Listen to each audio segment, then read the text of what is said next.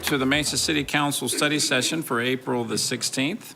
The first item on our agenda for this meeting is to review the agenda for tonight's council meeting upstairs. So council, if you'd please take a look at that document. Just for your information, we do have a couple of awards to give away today at the beginning of the meeting, just acknowledging Fair Housing Month, actually not awards, proclamations, acknowledging Fair Housing Month and Arbor Day. But other than that, currently everything's on the consent agenda. So let's make sure we want to keep it that way. Council, any questions about purchase contracts? Yes, sir. Yes, sir. Do you have a question? No. Oh, Yes, oh, okay, all right. His Wi-Fi isn't spoken right. That's right. That's it. It's like talking to somebody on CNN. It takes 3 or 4 seconds before they respond. Yeah. 'Cause they're- There's a delay. That's right. All right, so purchase contracts, resolutions, and public hearings. Not seeing anyone that wants to take anything off the consent agenda, so we'll keep it as is unless something changes between now and 5:45. The big item on our agenda today is to hear a presentation and provide direction on the fire and medical department budget. Candace, are you going to kick us off here? I am. Thank you. Good afternoon, Mayor and Council. We actually have a two-part presentation this afternoon. So I'm going to reintroduce our strategic data analytics team. So next with me is Shalay Stedman and Mark Castleton are back in front of you again. Kind of a continuation with what they came with you last time, talk about our large project that we're working on with the fire and medical department staff. And then when we're done, shouldn't take us too long to go through these slides, just a couple slides. And then the fire department will come up and actually give their budget presentation. So with that, I'm just going to let Shalay take it. All right. Good afternoon. I've been asked to provide a brief update of the analysis we have been doing with Mesa's Fire and Medical Department. Today, we'll continue the conversation from last time and start talking about response to the demand of fire and emergency medical services, highlighting unit call volumes and response time. Let's see. Here we go. All right, as you may recall, we showed you this heat map in our last presentation. This map shows you the density of incidents in 2017. Green represents light call volume, 0 to 25 incidents per year. Yellow-orange represents medium call volume, 26 to 250 incidents per year. Red-black represents heavy call volume, over 250 incidents per year. We can now convert that map and show where each incident took place and in what station's area it happened. We can then get the call volumes per area. Starting with the areas with the least amount of calls, areas 15, 16, and 19 have less than 1,000 unit responses for medical, fire, and extrication calls. The areas highlighted in green have 1,000 to 2,000 calls. Yellow are areas with 2,000 to 3,000 calls. Orange, 3,000 to 4,000 calls. Red has 4,000 to 5,000 calls. And our busiest areas, 1 and 3, with more than 5,000 calls. To give those numbers some context, west of Gilbert Road has 50% of the fire, medical, and extrication calls, but only has 36% of the heavy apparatus, which is your ladders and engines, and 35% of the stations, and only 24% of the area in the city of Mesa. So another way to look at our response is by how quickly we get to the scene. Response time is key for the fire and medical department, as fires tend to double in size every 2 minutes, and things just get twice as bad for our most severe calls. Now, this slide has a lot of numbers on it, so let me orient you to what you're looking at. First, on the left, we have the call count by area, as shown previously for your reference. Second, in each area, we'll show you 2 numbers. The number on the left is the percentage of calls that the travel time were less than 4 minutes for medical, fire, and extrication calls. The number on the right is the percentage of calls with a travel time of less than 8 minutes. So as you can see, in Area 15, only 24% of the calls had travel times less than 4 minutes. In Area 13 and 16, less than 40% of medical, fire, and extrication calls had travel times less than 4 minutes. Areas highlighted in red have have travel times less than 4 minutes 40 to 50% of the time. Areas highlighted in orange, 50 to 60% of calls are traveled to in 4 minutes. Yellow, less than 70% of calls travel to in less than 4 minutes. And in Area 1, where you have the most calls, you also have the highest amount of calls responded to in less than 4 minutes, with just over 70%. So this chart highlights that different areas of the city have different needs. For example, in the west, Mesa has high density of call volumes, which will impact our firefighter well-being.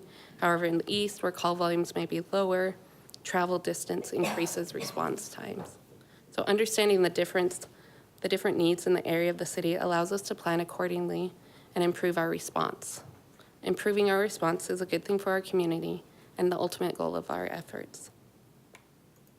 Can we answer any questions for you? So, Mayor and Council, that was a real great presentation. It makes it look really easy. There's a lot of work that has to go into crunch all those numbers over that point of time. What we want to do is just introduce this to you first, because what we really are seeing is as you can see, that dynamic between west of Gilbert Road and east of Gilbert Road. There's a very distinct difference both in the calls for service, the resources that are deployed, and response times. And so not necessarily that if you're on, response time could be affected maybe because of just the number of calls and the fact that the fire department is running so hard just to keep up with the number of calls, and most likely are having to pull units from adjacent units just to meet those calls.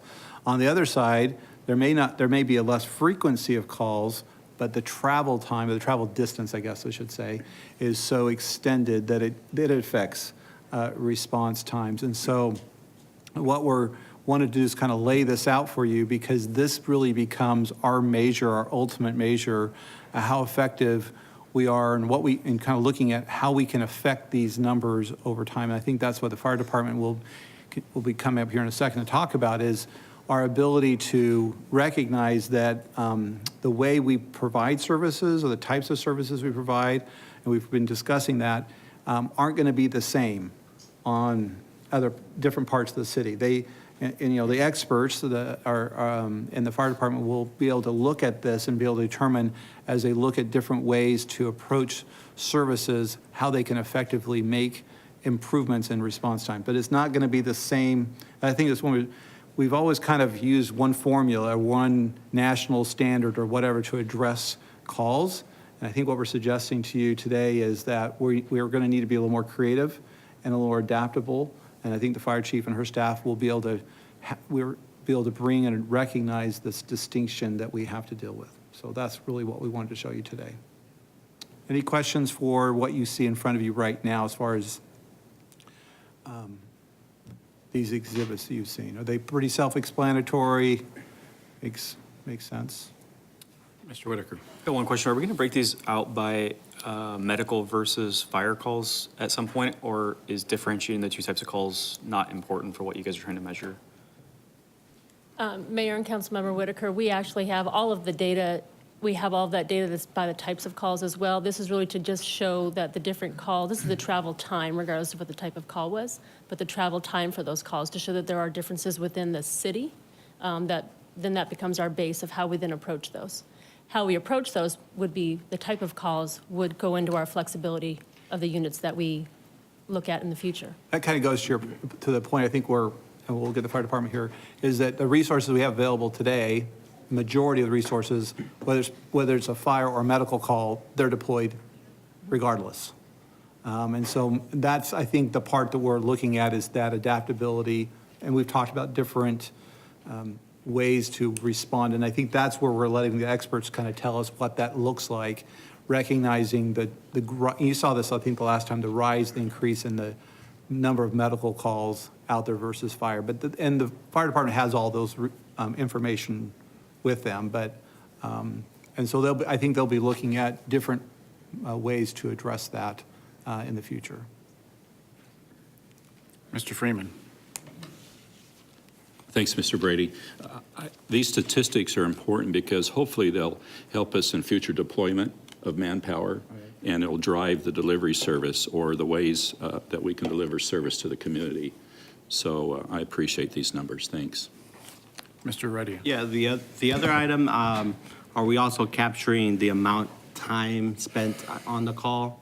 Is that a factor that we're going to use to also?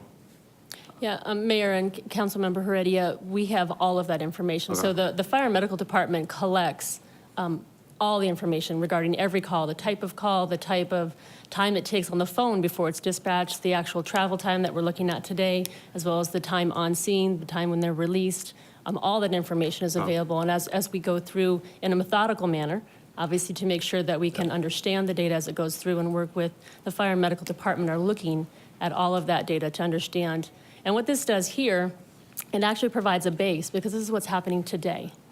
These are actual calls taken. There's nothing theoretical in any of this data. This is all data that has happened already. So these are actual things or actual cases. And so this actually provides a base. So as the department looks to how they can best address those demands for service, we can always come back as a base and see what was the impact that change had on this particular response in their travel time. We'll use this as the comparison to what the fire department, and listen, they're going to have to work on a variety of different approaches. But in the future, then we'll come back and say, okay, here's where we started from, what impact, what changes, how impactful was any proposal that they have, but it'll be based off of from these numbers. And then one other question. This information is just for Mesa. I know we are in, first call, right, to respond for other cities. Automatic aid. It's automatic aid.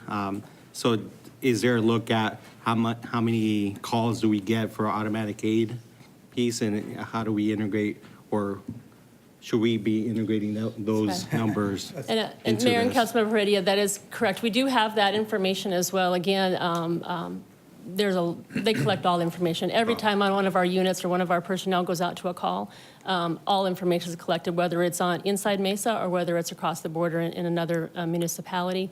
For the purposes of this map here, we focus just on Mesa proper. And so these are just the calls within Mesa. These are not all of the calls that our units went to. Our units did go across the border to other calls in addition to the calls that you see here.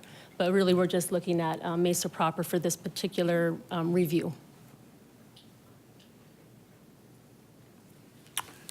Great, thank you.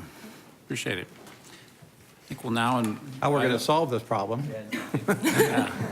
Now to draw the conclusions, perhaps.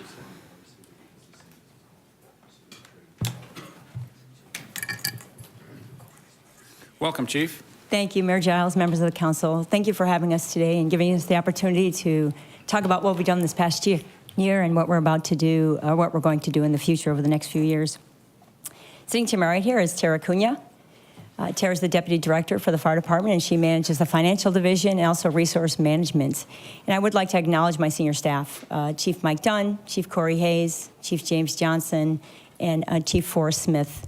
All of them have done a great job in managing their areas and continue to help moving the fire department forward. So I appreciate my staff very, very much for what they do within the department.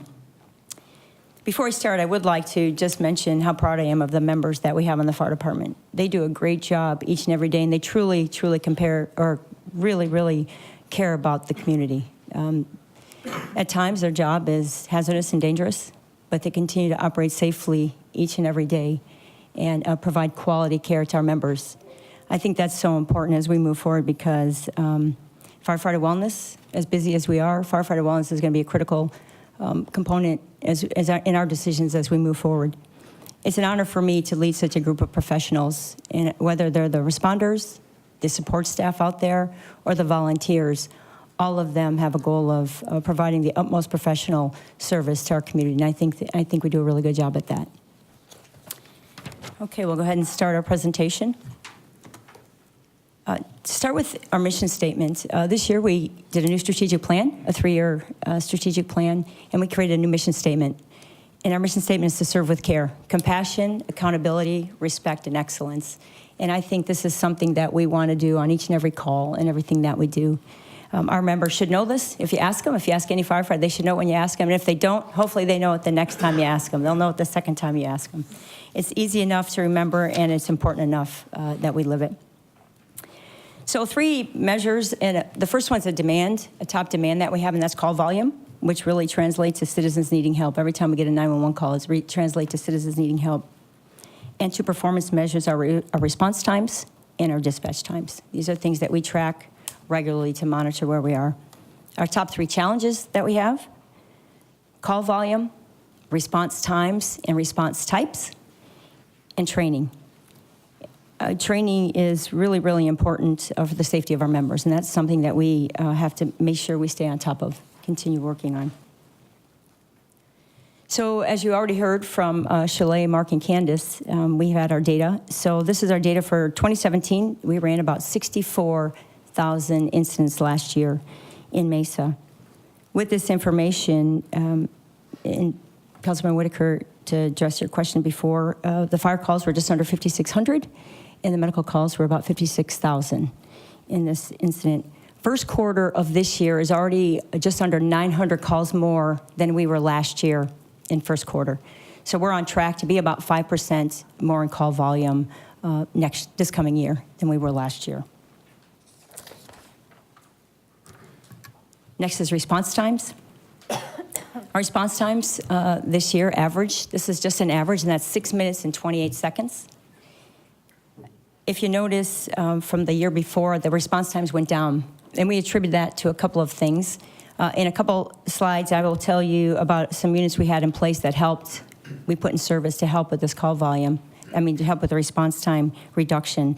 But also training had a big deal to do with that. In the past, for training, the last few years, what we've done with training was we would take 4 to 5 units out of service every day, and they'd go to 3 to 4 times a week for about 4 hours at a time. That really impacted the system where units were spread thin. So this past year, what Chief Hayes and her work group did was they consolidated every dollar they had to allow these units to stay in service.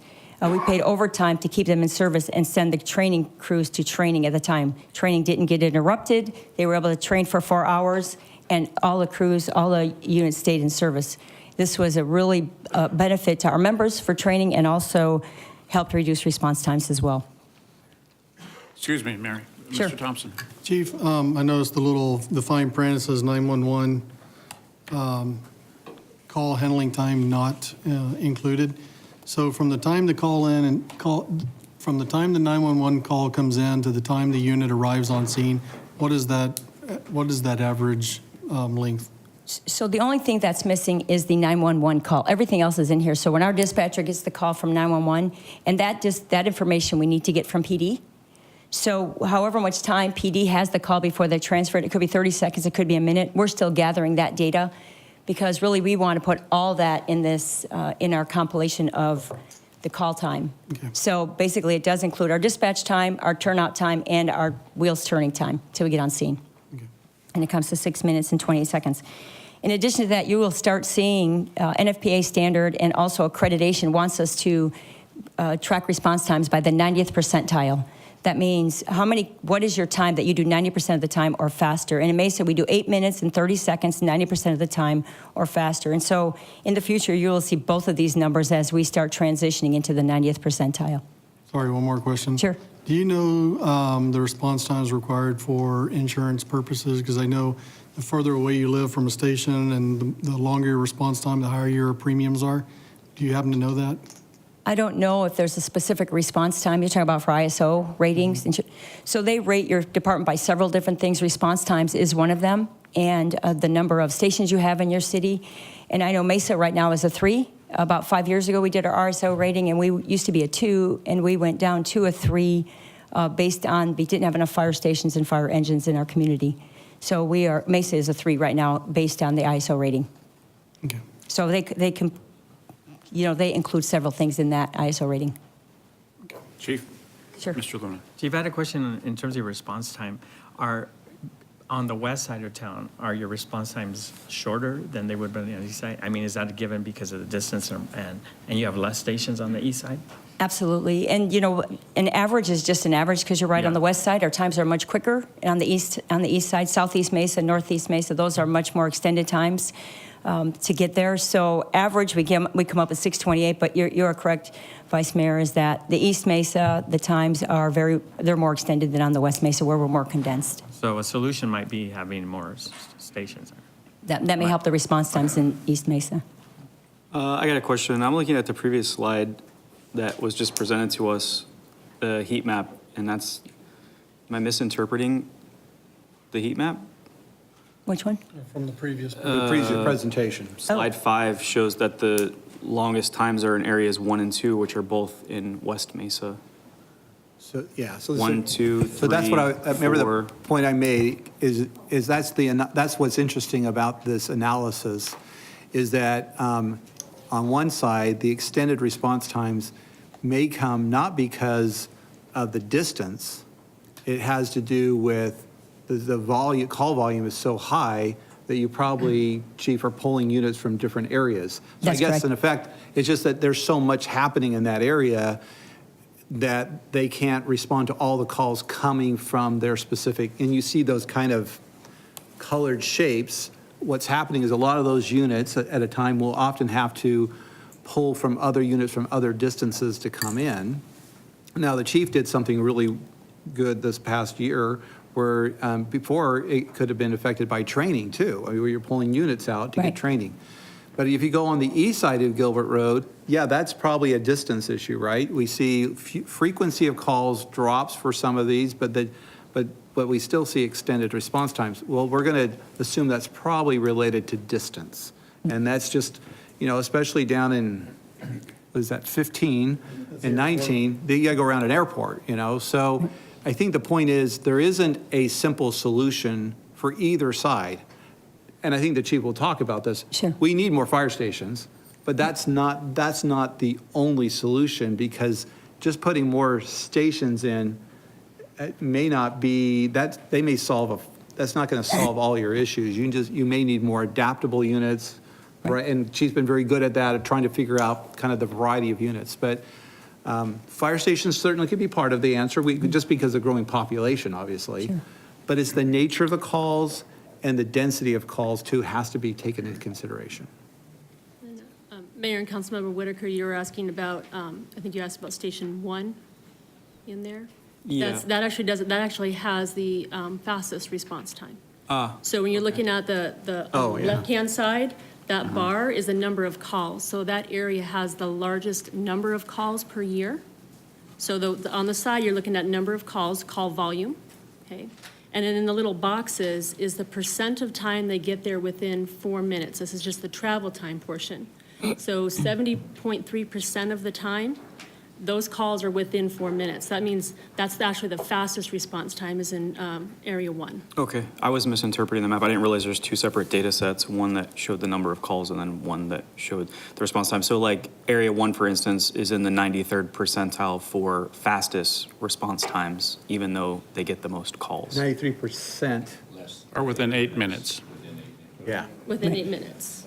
Yeah, Yes, within 8 there's minutes. two numbers. So the one that have the square around it is within 4 minutes, and the one that does not have the box around it is within 8 There's minutes. still 6.9% that fall outside of that. Sure. Okay. Does that make sense? So we really, well, in this one, we're trying to, I know it we know shows up it's a here. lot of information in one area, but one of the things that kind of came up all the time was the weighting of it. So when one particular area is in the 50 percentile versus a 42%, percent of the time, not say percentile, percent of the time, we also want to look at the call volume that's out there. So how many calls are within 4 minutes and how many calls are outside of the 4 minutes. So that's why we wanted to give you the information on both call volumes and the response time all kind of in one place. And I do apologize, it does make it a little complex in one slide. It's a lot of It's numbers on there, information. But once you really kind of understand the kind of the call volume and the percentages, then you can kind of see where it might make sense to take a look at it that way. So do these numbers correspond to the station numbers as well? It's Station 1, Station 2, Station? Yes, they So are. we all need to go buy the guys at Station 1 a beer, don't we? They'd probably enjoy that, yeah. 6,000 calls last In that- year, and in that they area. responded within 4 minutes and 70% of the time. And that's really amazing, isn't it? Yeah. Yeah, that's busy. Yeah, it's a double unit, but it's a well-placed unit. Yeah. Right, but it's well-placed because it's responding well. Yeah. Yeah. Okay. And Mayor, Councilmember Whitaker as well. Mr. Brady was right, though, even though the times are faster there, and when they're that busy, they are drawing units from other places as well to kind of infill. So what I was referring to as infilling some of those areas with the high call volume that you have. Yeah, I just misunderstood Okay. what the numbers said. All right, thank you. Which one are we on here? Okay. All right, so that was, 64,000 calls and first quarter of this year. Next one. Response times, any other questions on the response times? If I could, I have one other question on the response time. When we talk about, there's a goal to have 90% of our calls under this 8-minute standard, how do we compare to the rest of the country as far as, are we meeting the same response times, or what does that comparison look like? Mayor, Councilmember Whitaker, you bring up a great question because the 90th percentile is something very new. Mesa's been accredited. We're going on 20 years that we've been accredited. And per accreditation, this is how they want us to track the standard. But almost every department in the Valley and most departments in the country are tracking averages. Averages are nice, but they don't really give you the full picture because if we took our averages and you could see what East Mesa looks like versus West Mesa on response times, there are two different dynamics going on. So 90th percentile, you don't see it everywhere.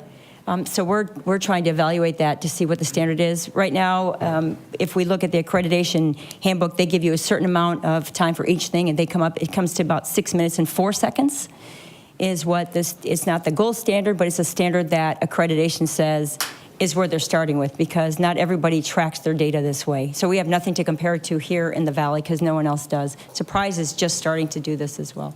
Okay. Investments in the future of sustainability. Like I mentioned earlier, our call volume each year has been going up 2 to 5%, and it looks like we're going to see that for this coming year if we stay on track to where we are. Establishing a training holdover model that I explained earlier. This allows our units to stay in service and keep those units available to run calls in the city. And then the second two bullets here, the social services and the education, these are both prevention models that we have in place to help reduce 911 calls as well.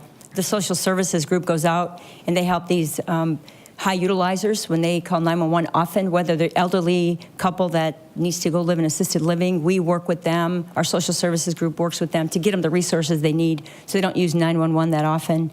And also our education, the same thing with our education group. They look at the data that we have on, for example, falls. They go into the retirement communities where there's a high volume of fall calls, and they will go in and give education on this, so we have reduced the number of falls that happen in these communities. Or they'll take the high utilizers that are falling often. They'll go there and go into the home. They install fall bars. They do a full assessment of the home, take out rugs, things like that, to help mitigate these type of calls from happening. A fall for an elderly can be a fatal incident. So these type of programs are prevention, and we have partnerships with the businesses and all to help to keep these programs going with the supplies as well. Excuse me, Mary. Mr. Sure. Luna. Mary, are you working with the number of assisted living facilities that are propagating throughout the community? Absolutely.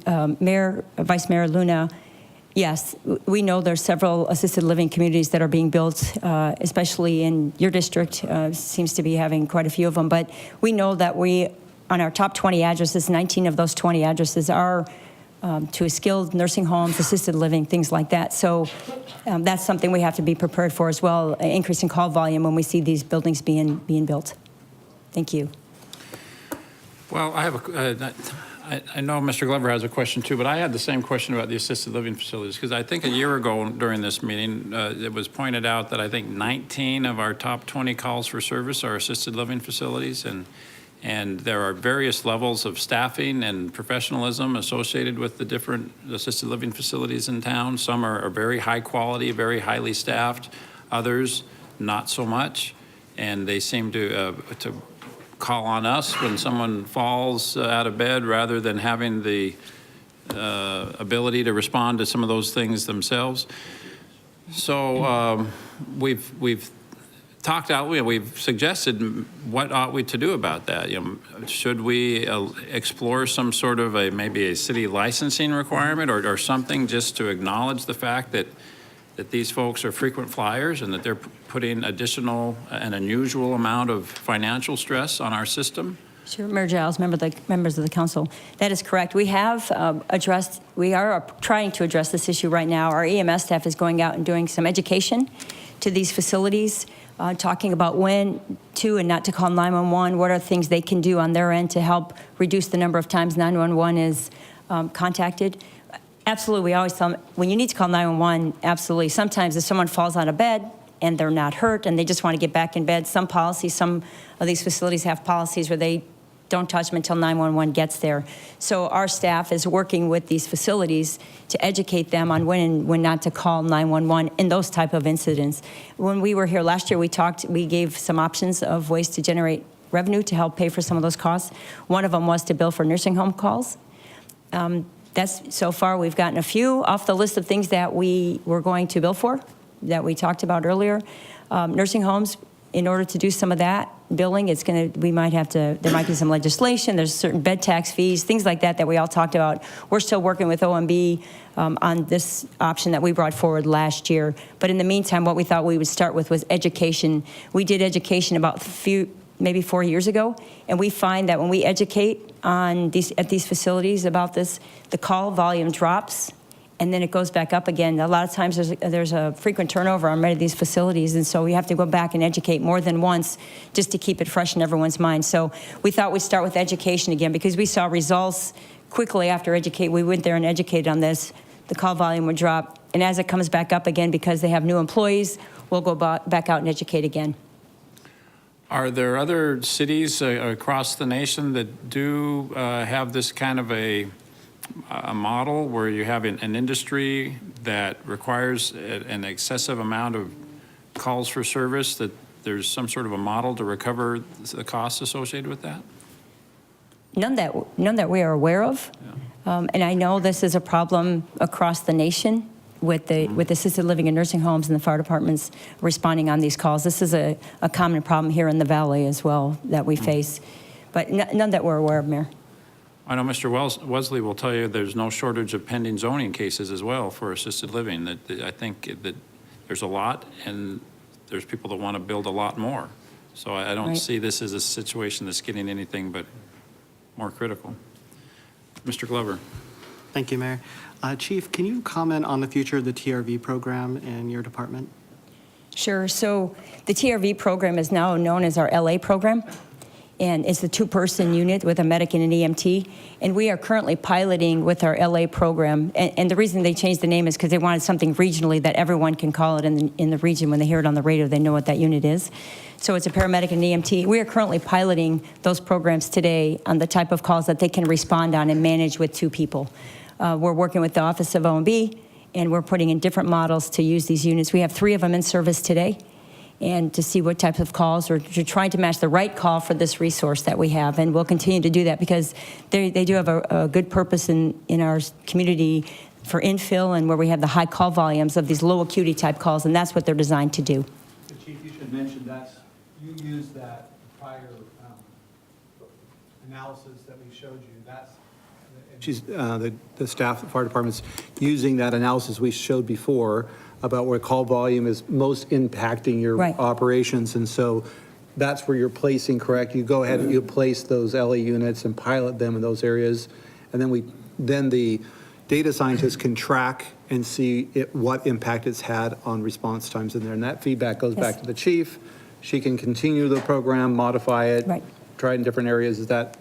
That's exactly right. Mr. Brady's correct. We've been piloting these programs just so we could come up with what model works. So we've been working with our data scientists, and I love that name. That sounds. Anyway, we're modeling these units in different places, the high call volume areas, to see how we can reduce calls on these 4-person engine companies if they can manage these low-level type calls. So we're going to continue modeling and seeing which model is going to fit the needs the best and which stations they need to be at as well. Are we still working with Mountain Vista and then providing a nurse practitioner, and do we still have the mental health unit? I think that's my very next slide, Councilmember Glover, or 2 slides away. But yeah, I'll get to that in 2 slides we have. Thank you. The community involvement, there's 3 things that we've been doing just recently in the last few years. Aspire Academy. This is a partnership with the Girl Scouts, and it's for police and fire. And we have, it's a 3-day academy where we introduce these young girls to the careers of police and fire. They're not, a lot of these girls don't even know it's an option for them to do these kind of careers. So this is one way we introduce them to our careers. And it's been a great program, and we've done it for the 3rd year in a row now. A great response on that. Our cadet program, they'll be graduating Thursday night. We have 83 cadets. This is a regional program with Queen Creek, Gilbert, Mesa, and Apache Junction. And these kids, these young kids, these high school kids between 13 and 18 years old, they learn about our jobs. These young men and young women, they learn about our jobs, and they practice once a month on Wednesday and Saturday, and it's a 9-month program. Very, very successful program. And then our Citizens Academy. The first year that we've done the Citizens Academy, it just finished 2 weeks ago. I really believe this was a great success. We had citizens throughout the community that wanted to be involved in the Citizens Academy. We had a waiting list of about 20 people. We allowed 25 people. We really take them into the departments. We show them everything we do, the different divisions, ask the questions that they have, so we have transparency on whatever questions they have. This was a huge success, and we just started our 2nd one here in last week.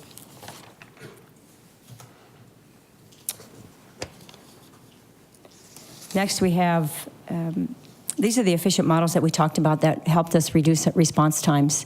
And this was our LA. This year we had 3 LAs that we put in service. And the Office of O&B is helping us, so we keep them constant staffed. They were in service, some were in service one was in service for 6 months, the other ones were for 3 to 4 months. And these were peak hour units only, and they ran just under 1,800 calls that they respond to on the low acuity calls. And then engine 223, we had a station that had to be remodeled. It had a water pipe burst underneath, and it was a major production for station 204. Because we had to move that engine south to 708 for 5 months while the construction was being done, we added a 2nd unit at Station 3, and you saw how busy Station 3 was. By adding that unit ran 2,000 calls in a 5-month period to help the call volume in that area just while this construction was being done. We knew pulling that 1 unit a mile further south was going to cause a big problem in this area, and surely the number of calls they ran really indicated they needed to be there. So both of those helped us to reduce response times last year as well. 2018, we're going to be evaluating the demand types that they talked about on our data. We're going to see what unit works best in what area as we move forward. And then our transportation pilot program. That's the 2 units we're going to put in service, 2 ambulances we're going to put in service to run low acuity calls. They're going to be peak hours, and it starts May 7th. Mr. Luna. Chief, how long are you going to run that pilot with the transportation? That's going to be a 1-year pilot program. We'll see how efficient it is and how effective it is. They're going to be stationed right downtown in downtown Mesa at our old fire station, Station 201, where admin is. And just because that's where the core of a lot of these type of low acuity calls are. And so we will run that pilot for a year, and then we'll come back to city management and to council and give you the results of that. So our future staffing need, I'm sorry. It's fine. We'll talk about it. Future staffing needs. So based on the pilots that we're doing, the staffing models we're going to be determined as we continue these pilot programs, but we're going to need staffing models to address the response times, the span of control, and the call volume as we move forward. We know the call volume is only going to increase. So we're going to need additional staffing for those purposes. Additional fire stations, 2 new fire stations, staffing for that. And then some additional support staff in terms of span of control that we see out there in the field with our battalion chiefs. We have 3 battalions right now, and they're getting extremely busy as the call volume increases, and their direct reports, the number of direct reports they have increased as well. And then professional support staff. There's a few areas in our department that really need support, and tech services and all these areas that are really building. They need some support behind the scenes to keep these things moving forward. Excuse me, Mary. Sure. Can you quantify that for us a little bit? Because I know you said 2 new fire stations, staffing for 2 new fire stations. Is that, I thought I heard maybe the number 13 firefighters for a new fire station? Is Correct. that a rough number? That's correct. So 13 per station is what we need. And when we look at the staffing models that we've modeled, we're looking at between 60 and 70 firefighters to staff all these stations, to staff infill units. And this is a projection moving forward that we're anticipating. So somewhere in the ballpark of 60 to 70, depending on what model we come across that will fit the needs in West Mesa and the staffing models of the 2 fire stations. So I get and I appreciate the fact that you're in the middle of this right now and that you're working with our data scientists, to use the fun word. And I think the last time we did talk briefly about fire's budget, the number that sticks is that we're allocating about $1.5 million going forward for whatever the new model is that we're going to have for the low acuity vehicles, correct? Right, correct. So we need about 60 to 70 additional personnel. Yeah. The one- Go ahead. I'm sorry, that didn't include the 1.5 million. That's total. But if we took off the 1.5 million, that would take out about So we 12. said, what did you say about, the other About day, we 10 talked million, $10 million. $10 million $10 million. If for you want to this. quantify it in dollars, Mayor. Okay. That's Yeah. kind of where our number would be. It came to about That's 10 million. over the next 5 years? 5 to 6, Yes, 5 to 7 years. Yes, between, So 60 to 70 people, $10 million-ish dollars. correct. Okay, That's correct. thank you. Sure. A year Of new money. of new money. Yeah. New money, right. To support that, I mean, that's probably a modest number. Sure. Because there's, The salaries and obviously, benefits and comes with equipment. that is the equipment, the apparatus, Yeah. even fire, well, you're going to talk about the hero. Go Right, and ahead, keep that's- going. Okay. And then, as Mr. Brady just alluded to, all the stuff that comes with that, and this is the capital improvement projects that come with that. So apparatus, this is to maintain our current apparatus when it gets old. We have an amazing fleet that they do a very good job of trying to get as much out of our units as we can. So that, new fire stations, station rebuild, Station 205 is the next up. That's at Greenfield, just south of Broadway. And then future land acquisitions. And all of this comes to about 60 million for the bond projects that are here. Okay, so the 2 new stations and to equip the 2 new stations and to acquire the land and the apparatus, you say So, about a $60 Mayor, million. one of those new stations, we're assuming is Eastmark. Correct. One of them So are we Eastmark. don't need the full, we already have land, we have some Correct. contributions. What are gavels, forget the numbers. 5.5 is what they gave us. And 5.5 million is what's remaining to be able to fund the capital side correct. of the fire station at Eastmark. And then we would have a second one Correct. that we've identified here.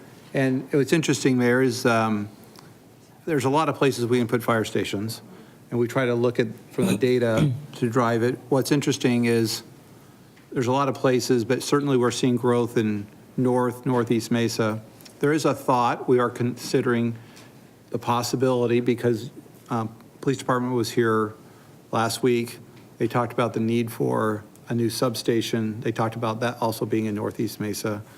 So we are having some thoughts about, is there a location that meets the needs of both fire and police where possibly, if it makes sense, you could overlap and have a combined police and fire, police substation and fire. Now, it's just a possibility. We don't know if that's going to happen. There's been a lot of ideas. So, but it's something worth looking at, because then we could, the land purchase would have to be sufficient, but there's a lot of other logistics and support that maybe could be combined there too, so. Mr. Luna. Thank you, Mayor. So are we looking something similar to what we have at the Superstition Station, which is both police and fire? Is that correct? Yes, Mayor, Vice Mayor Luna, exactly. And as far as you know, that's worked fine? Sure, and Chief Batista alluded that their location isn't as critical because the officers go about, and our station location is more critical for that. So that's a great possibility that we can surely have a joint station like that police fire station, like we do at Ellsworth and Baseline. Mr. Whitaker. Question, can you just take a heat map of the time that it took to get to each call and build the station right in the middle of the location that shows the longest response time? Like to just use the data to exactly pinpoint where you want to put your next location? Mayor, Councilmember Whitaker, that's exactly what we're doing. Based on the data that we're getting, they're showing us the absolute best location for any future fire station. And to say, all the 20 fire stations that we have, when he puts that heat map on, he said we're pretty close to where it would actually have shown him putting them. And, you know, this is years of someone well before us that were planned out these land places. But yes, that's what he's doing with the data. That's how we're determining where our next station should go. Great, thank you. On the other hand, we are looking at seeing maybe if we can tweak the one in Eastmark. So it just depends. But we do run them into the model where these locations are. We put them into the model and then run the model and see the placement of a fire station and what effect it would have on the response times in that area. Okay, and collaborative efforts. Councilmember Glover, the grant, that's the first slide, the first bullet on here is the grant did come to an end. We were able to do an extension, 6 months, they gave us an extension, but we were not able to secure funding from insurance companies to keep the programs going. But we are continuing to work with them because Mountain Vista was a great partner, willing to still partner with us, as well as CPR, Crisis Preparation and Recovery. Both of those partnerships they're willing to do. So we're still working with Access and Mercy Maricopa in order to secure funding from insurance, because we know that this benefits the patient, but also insurance saves a lot of money on these programs. And the other partnerships are sponsorship with our public-private sponsorship. This is going very, very well in terms of the safety messages on our trucks. And then also a partnership with NAU and ASU for our social services and our education programs. So we'll continue with these partnerships as we move forward. Mary, is this slide from one of your junior cadet programs? It's either Aspire or Junior Cadets, I'm trying to think. Congratulations, that's a great service that you're providing there. Help the children out. Yeah, right. I apologize, that was the only picture we had that we can use on that. Okay, thank you. Okay, and Tara's going to go over the next two slides. All right. Thank you. Thanks, Chief.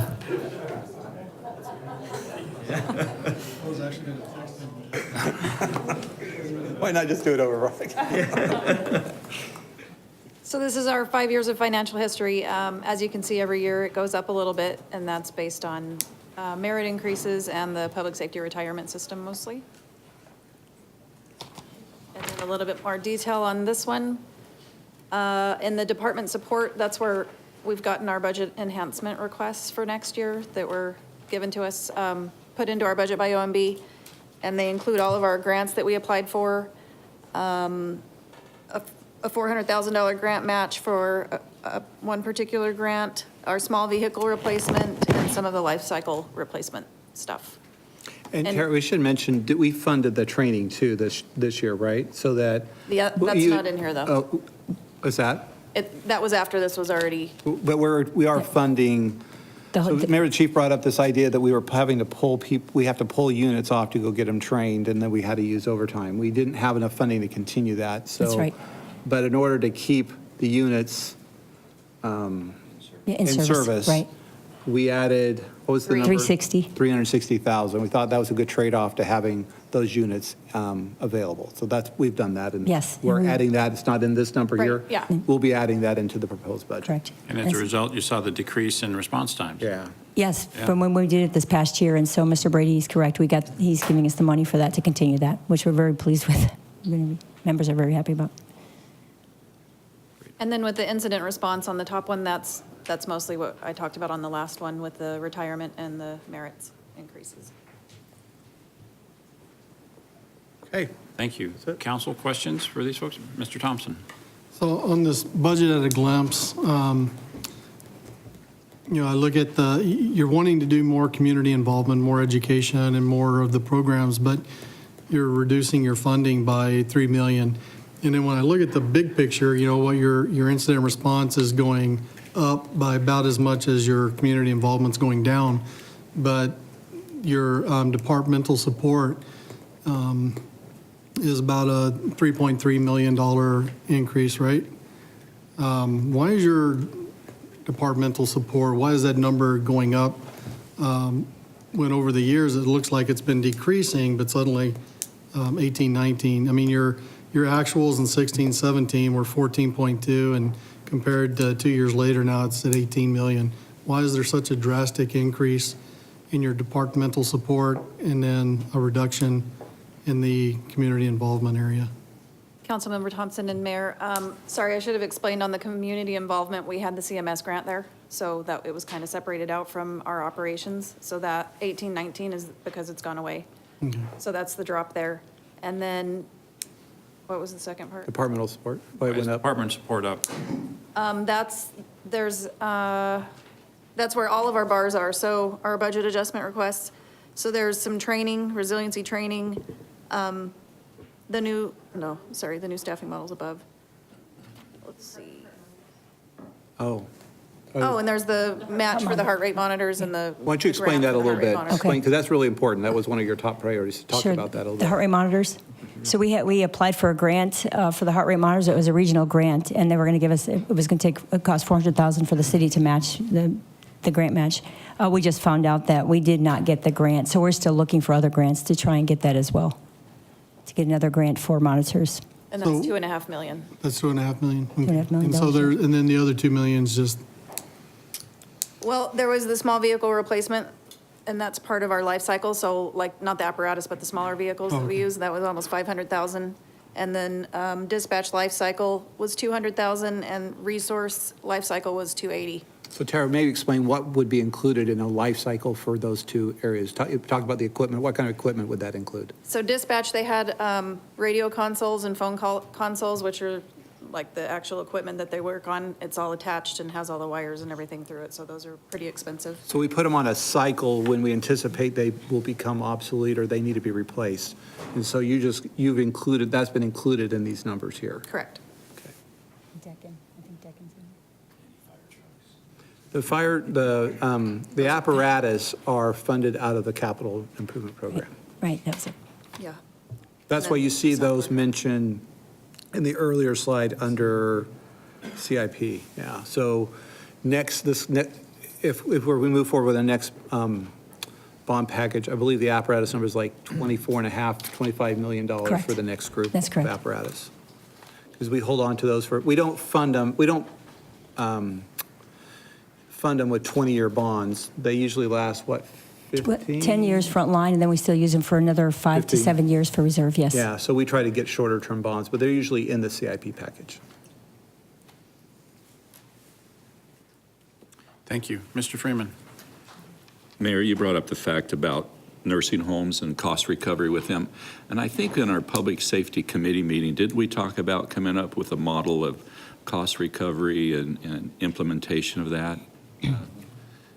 And I know you're doing the education side of it, but personally, I don't feel that's enough. I think that we should move forward, I don't know how the group feels, but some type of cost recovery with our nursing homes, because I think you can implement both of them and see which one plays out at the end of the day. Okay. Chair. Councilmember Freeman and Mayor, we put together a model for that, but we worked with OMB and we agreed to do the education and measure it a few times before we implemented anything. So there was a video that they just produced that has just gone out. I'm not sure how many facilities they've gone to, but that was the first step, and they're giving them initial training and then leaving them a copy of the video, so if they have turnover, they can replay it for others. But we didn't Well, want to part of me tells me that's not going to work, been there and done that. So I just think that you should put both into play and work with that. Okay. We will- That's my opinion, because whether you crews go there to provide a service, which is very important, but we should also get some value out of that, because we're assisting them and they're the paying customer. And it comes down to it that maybe we can't do it for free every time. Sure. Mayor, Councilmember Freeman, we will do that. We'll look into work with OMB and start looking at the next steps with that process of cost recovery. No, we talked about non-finance. Let's go with Mr. Thompson, then Mr. Heredia. Scott, I'm Butler. I hope, I'm not going to try to throw you under the fire truck. But can you think of any, legislation or any reason why we couldn't implement a charge for a cost recovery on the assisted living homes?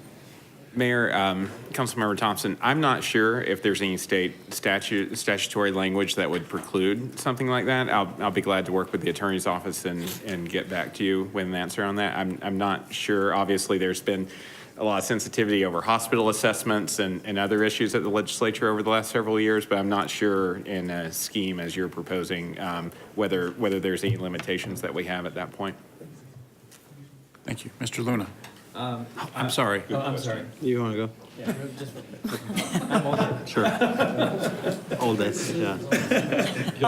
That's right. Yeah, that's been one of my concerns because we are seeing the proliferation of these assisted living in District 5. And I'm concerned that they're going to call you every time somebody falls.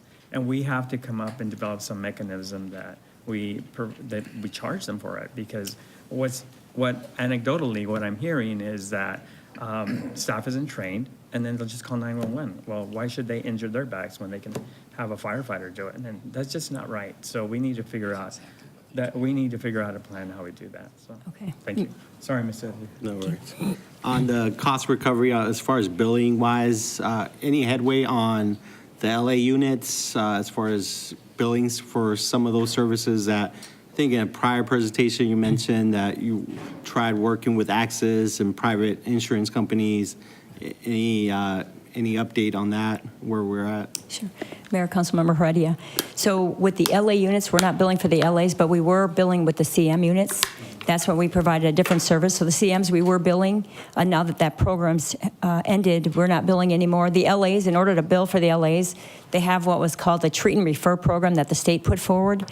And that was designed so fire engines, when they go to a home, if it's a call that they treated and left on scene, that you can bill for that service. And it was a $200 bill, and whatever the insurance gave you, $80 or, in terms of the cost reimbursement. But the thing with that program is we have to fill out a complete application. You have to train all your members. It had, I think it was like 40 hours of training. And then every single one of those calls, there had to be a follow-up. And so in order for us to do that, as busy as we are, we would have to hire somebody to do that follow-up. And it would just, I think for us, it would be almost a break even.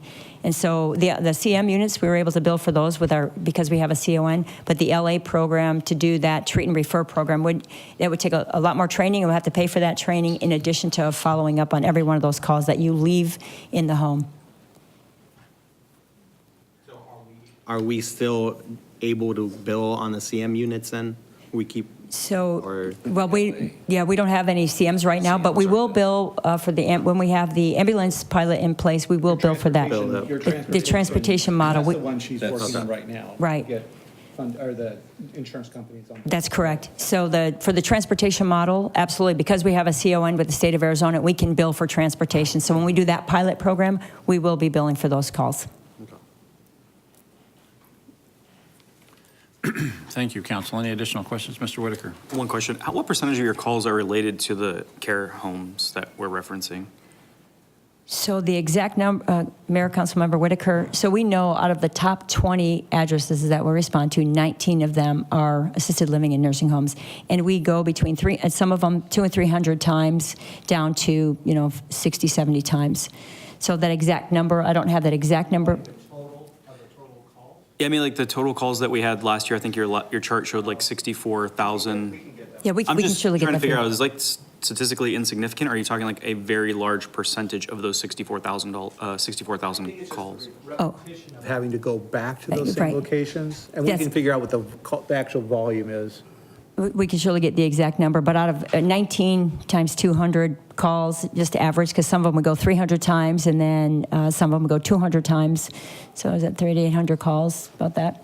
Out of the 64? No, 19 addresses, 19 different, out of the top 20 addresses we respond to, 19 of those top 20, we go sometimes 200 times to each of these facilities a year, 200 and 300 times a year to each of these 19 addresses. So 19 times 200. Times 200, yeah. So 4,000. So that's every couple 3,800. days. You're going back But, yeah, it's not. or less. It's out of 60-some thousand calls, but, Yeah, I'm just trying to It's about understand. well, now 4,000. you're only counting the 19 highest, not That's correct. all of the assisted living That's facilities. correct. So we'd have to go tell, she's just giving you. The 19 the highest top ones, but numbers. if we took all assisted living facilities throughout the city, I mean, that's going to be more than 19. There's going to be, Yeah, there'll be I don't more. know what that number is. Yeah. So we can see, I don't know if, is that coded that way? Sure, Assisted living? we can Okay. absolutely do that, yeah. I guess more specifically, what I'm trying to figure out is how many of the calls are reoccurring versus original calls. So I know that when we sat down last week, one of the things that you indicated was that multiple people will call 911 multiple occasions on the same day just to get transport to a hospital or something to that effect. So I'm just more wondering, out of the 64,000 calls, how many of those Or high utilized. are just a second call? How many addresses were called twice out of those 64,000 versus all of those being original see. 64,000 calls. But I know you don't have that data, but if you guys can provide that to me later, that would be great. Absolutely. We'll get that for you, sure. So the consensus I'm hearing is we'd like to have a subcommittee meeting to hear some ideas from staff on how we address the assisted living phenomenon that we have and the high calls for service. Okay. Is that a fair thing to say, Council? Okay. Thank you. Other questions for our fire department? Mr. Thompson? Chief, I'd just like to say thank you to you and your assistant chiefs and all your men and women in fire. You do a great job. You always have. I know when I've needed you, you were there. When my father needed you guys, you were there. So thank you for everything that you do for our citizens on every single day of the year. Thank you very much. Thank you. Mr. Luna? Chief, thank you so much. I know that you sit on the board of the Mesa Association of Hispanic Citizens, and you do that you've been doing that for years. And I appreciate you connecting with the Latino community, and you've always been out there for Latino Town Hall. Yes. And so I appreciate that, connecting with the Latino community. Make sure that they're engaged, make sure that you're communicating any safety needs that we have in our community. So please continue doing that, and I just want to let you know that we truly appreciate that. Thank you. I enjoy it very much. Thank you, Vice Mayor Luna. I made a mistake earlier because I singled one station out for praise, Station 1, and I immediately heard from Mr. Freeman, yes, that's very impressive, but Station 3 has nearly, also a very high call volume, and they only have one crew as opposed to two. So I think we need to make a beer run for two stations. Or Mayor, ice cream will work too. Ice cream will work too. All right. Yeah, you don't want to drink a beer. Yeah, we don't want to be in the paper. Whatever floats. All right. Okay, well, so, not to say that everyone in the department, as has been said, we're very proud of our fire department. And we know you're a national leader, and we really appreciate, we're very proud of you. So thank you very much. I do have some questions, but I think they're more geared towards Mr. Brady, because as we know, last Thursday, we had a similar presentation from our great police department. My takeaway from that, in addition to the very depressing number that we heard in terms of number of suicide calls each year, was the number 72 additional police officers. Today, Chief Camelli used the number between 60 to 70 new firefighters over the course, of the next 5 years or so. I think, did I say that correctly? Yes. Yeah, permanently, you're right. She can't be far behind Plea D. I mean, she wouldn't let me beat her by that much, so. So the rough estimate I heard is that's about $10 million a year. I would estimate the police are going to be more than that, maybe $15 million a year. So, Mr. Brady, we need to find $25 million a year in additional revenue to respond to our public safety needs tied to the growth of our community. Given the current model that we have, is that possible? New revenues, no. Not with our current, not with just growth in the base, no. That being the case, I know we're going to continue in this process for the next couple of weeks, doing budget hearings and hearing more about the other needs of the community. But I think sometime around the 26th is my understanding as to when we're going to wrap up those budget presentations. Well, I think that's the next, it's not wrapping up, but we'll be making budget presentations again on the 26th, Mayor. We'll be getting close. I don't think we'll be wrapping up yet by the 26th. Well, maybe it's not, maybe it's I think that's when after the 26th. I think it's when you're here next. That's when I'm back. Then if it's not the 26th, perhaps the meeting after that, I think I would ask for you to make some suggestions as to what are some models that we could look at in order to respond to the revenue. Mayor and City Council, we've talked about this during the strategic planning process. You gave us direction to start looking at a possibility of considering a public safety sales tax. So what we would like to do is on the 26th, we will bring to you, unless I hear otherwise, about a quarter cent sales tax. How much we would forecast that to be consistent with the growth and what we see our current sales tax looks like. We can kind of project out for you what a quarter cent sales tax looks like. And then we can probably, usually it's about a 60-40 split between police and fire. We can kind of then bring to you kind of what that would mean as far as the total number of positions and equipment that could fund for an extended period of time. So we can, if that's something you would be interested in seeing, we can bring that to you on the 26th. Okay. Be okay? Yeah. We'll try to Answer is get it yes. out to you as soon as possible, but we could discuss it on the 26th. Yes, thank you. I see some heads nodding. Okay. And then also, obviously, we discussed public safety capital today and, the additional fire stations and whatnot. And I know it's been a while since we've had a public safety bond, and so I think we're anticipating further discussion on that. Is that Right, yes, thank you, Mayor. I think what we'll do maybe for this Thursday is provide to council kind of an impact of what it looks like for both public safety, parks, streets, and other things that have been discussed. I think what we'll do for you is just kind of show you the cost impact for those. We'll give you kind of a scale of what's been done in the past for public safety and these others, just to kind of start framing the conversation without, we'll maybe give you categories of areas that we've heard from council members to talk about, just not specific projects per se, but maybe categories that you may want to look at. Because at some point, we're going to have to decide how much is council comfortable with. If we were to go forward with a bond election, what that would mean. Property tax, the good news for us on the property tax is our rates are dropping.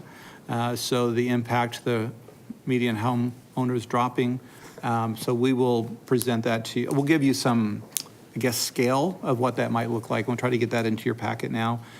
We haven't decided on day to talk about this. I think we could probably have the sales tax discussion first. And then maybe following that, we could get into more specifics about the possibility of looking at a general obligation bond and what might be included in that. Okay. Thank you. Council, any other questions or comments on that topic? Okay, the next item on our agenda for this meeting, thank you very much. Thank you. Chief. The next item on our agenda is to hear reports on meetings and conferences attended. Council, anything you'd like to share with us?